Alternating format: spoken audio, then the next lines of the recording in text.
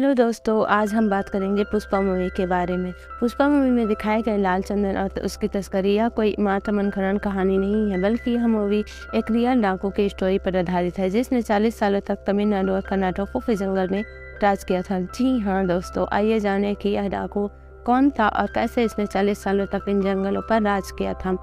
अल्लू अर्जुन की मूवी पुष्पा में जो अल्लू अर्जुन ने पुष्पा के रूप में किरदार किया है, वह असल में तमिलनाडु और कर्नाटक के जंगल में राज करने वाले एक कुख्यात डाकू पर आधारित है, जिसका नाम वीरप्पन था। 18 अक्टूबर 2006 देश के सभी मीडिया चैनल पर सिर्फ एक ही खबर दिखाई जा रही थी। दक्षिण भारत का कुख्यात डाकू वीरप्पन एनकाउंटर में मारा गया। यह ऐसा डाकू था जिसे पकड़ना नामुमकिन लग रहा था। सरकार ने इसे पकड़ने के लिए 100 करोड़ रुपए खर्च कर डाला। वीरप्पन लंबे समय तक जंगलों में राज किया। कहा जाता है कि जंगल ही उसका घर था। जंगल का कोई भी ऐसा कोना नहीं था जिसे वीरप्पन नहीं जानता था। काफी समय तक जंगल में रहकर पुलिस को जख्म देता रहा। इसकी कहानी 1962 में ही शुरू हो चुकी थी, जब महज यह 10 साल का था।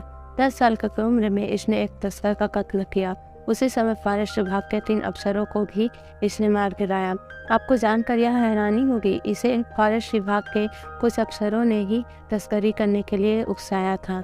लेकिन जब यह स्मगलिंग करके खूब पैसा कमाने लगा, तो इसे मारने के चक्कर में अधिकारी खुद इसके पीछे पड़ गए।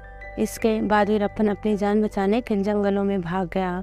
जंगलों में रहते रहते इसने 17 साल की उम्र में पहले हाथी को मारा।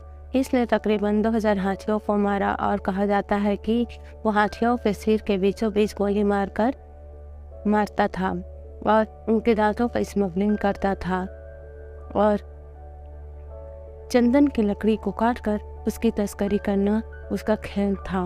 जब भी कोई इसके खिलाफ जाता था, उसे पकड़ने की कोशिश करता था, वीरप्पन उसे सीधे मौत के घाट उतार देता था। अब तक इसने करीब 184 लोगों को मार चुका था। लेकिन इन सब के अलावा वीरप्पन को नाम कमाने का भी शौक था। वो चाहता था कि देश के सभी बच्चा भी उसे जाने, इसलिए वह रजनीकांत को जैसे सुपरस्टार को भी किडनैप करने की कोशिश की, लेकिन उसका प्लान फेल हो गया। लेकिन फिर भी एक बार 1997 में कन्नड़ फिल्म के बहुत बड़े सुपरस्टार राजकुमार को किडनैप कर इसी जंगल में आंख पर पट्टी बांधकर घसीटते हुए लाया। और जैसे ही यह न्यूज़ बड़े बड़े मीडिया चैनल पर दिखाया गया, मशहूर सुपरस्टार राजकुमार का वीरप्पन द्वारा अपहरण कर लिया गया है, तो हड़कंप मच गया। अब लोग वीरप्पन के नाम जानने लगे थे तथा उसकी दहशत लोगों में फैल गई। वीरप्पन ने राजकुमार को छोड़ने के लिए 50 करोड़ रुपए की मांग की।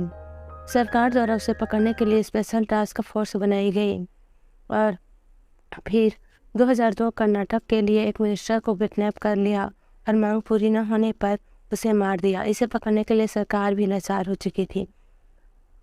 दोस्तों, इसका सेकंड पार्ट देखने के लिए हमारे